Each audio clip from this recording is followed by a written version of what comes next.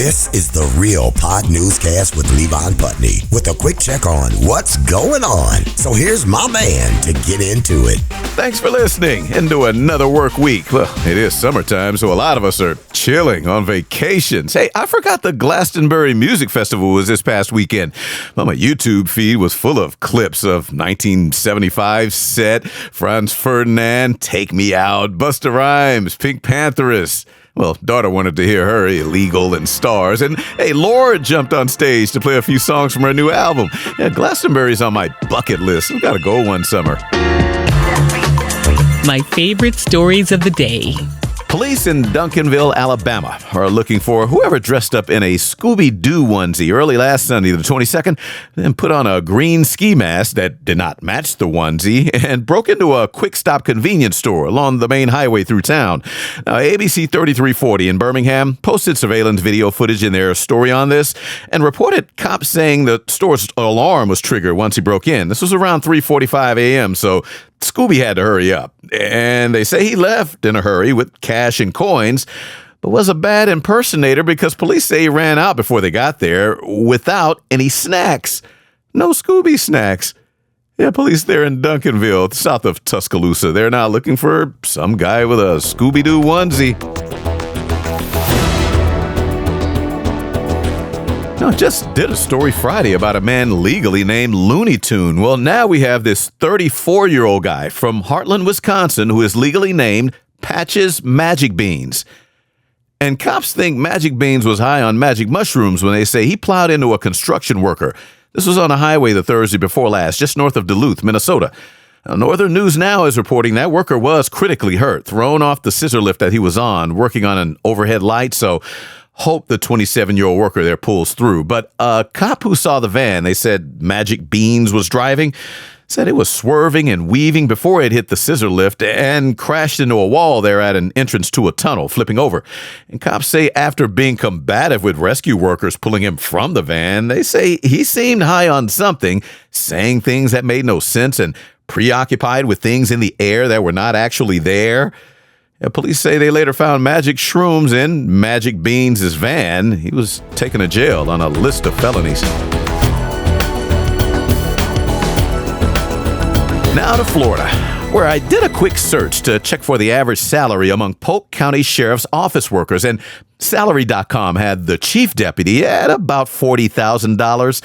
Now, a 28-year-old deputy was probably making less than his immediate boss when he resigned last Wednesday, right after being arrested, because his colleagues suspect they caught him trying to steal $300 from someone during a traffic stop.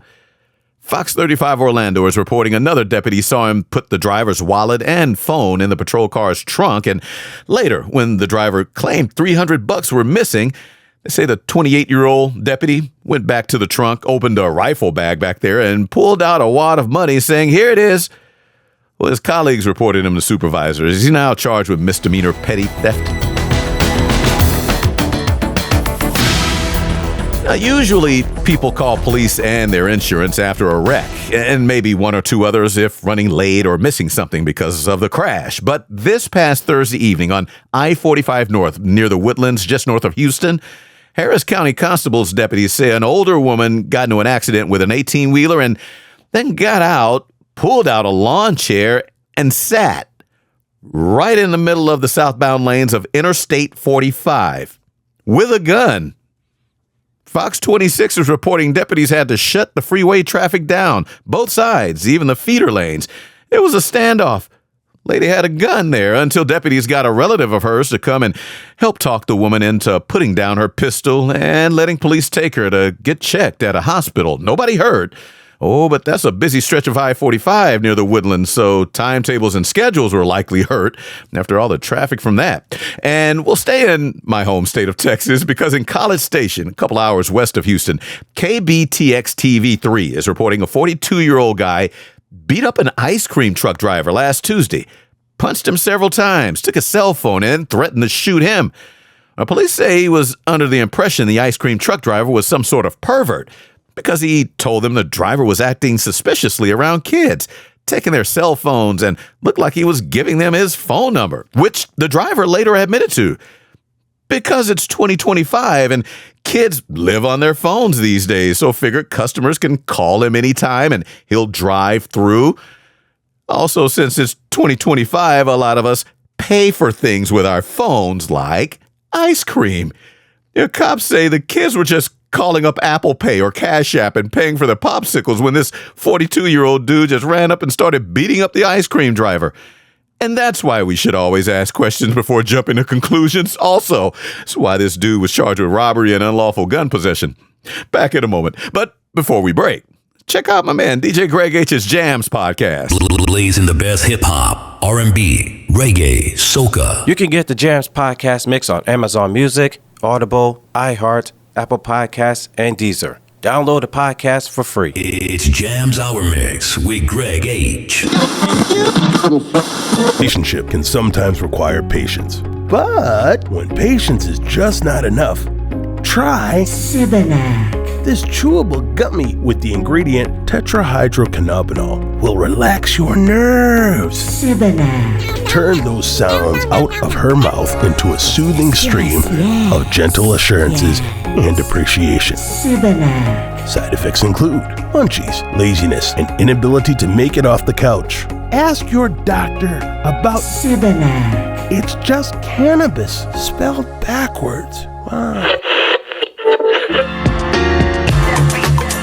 And now for the world around us. Hey, just saw an AP story about AI-powered robots playing a 3-on-3 soccer match this past weekend in Beijing. Talk about rock'em sock'em robot soccer. Yeah, artificial intelligence is coming along. And with all the AI-generated deepfake images popping up now of high-profile people, celebrities and regular folks, lawmakers in Denmark are looking to change their copyright laws so that everyone there could own legal rights to their own bodies, faces, and voices. One would think that's the case, but as is, political leaders there say no, current law does not provide those protections, at least when it comes to generative AI. Now, the Guardian newspaper is reporting Danish government officials said last Thursday that they're writing up the bill this summer and will submit it in the fall, and they think it will be the first of its kind in Europe. But hey, nowadays, a lot of us post real images on social media and end up doing just as much harm to ourselves as a deepfake could. Case in point. BBC News is reporting a former luxury jewelry store manager in Beverly, England, was sentenced this past Friday to 28 months in jail after posting pictures on social media of herself smiling and posing while wearing so much ice she had to be freezing. Cops say this 39-year-old woman had been taking diamonds, silver, and gold from the store while she was a manager from 2017 through 2018. And that's when investigators say she quit over the holidays, packed up her jewelry, and flew off to a vacation. And that's when cops say she sent out the pics of her looking like $1 million. So folks back at the jewelry store checked the books, say they found she filed bogus returns and lied in their inventory lists about what they had in stock. And when she got off that plane from vacation at Heathrow Airport, cops were waiting for her and say she was also wearing some of the stolen jewels at that point and had almost 14,000 pounds or about $19,000 worth in her suitcase and 269 more items at her home worth almost $150,000.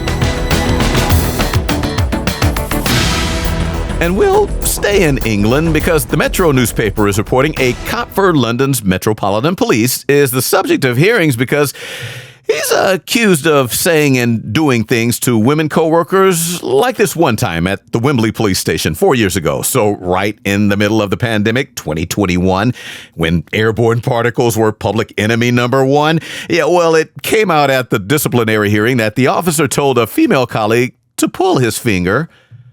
Now, since adults know exactly what that leads to, she said, no, not pulling your finger. And Metro quoted a rep for the Met Police saying during the hearing that he then spun around anyway and farted in her face from about 10 to 15 centimeters. Now, I don't know if she got pink eye from this, but she was seeing red and complained. So the officer could be fired for this, along with another if both are found guilty of gross misconduct. Remember when we all knew that milk does the body good, and we passed it on? Or how the only question on our mind at some point in the day was, got milk? We were strong, healthy, and full of vigor. But now, ooh,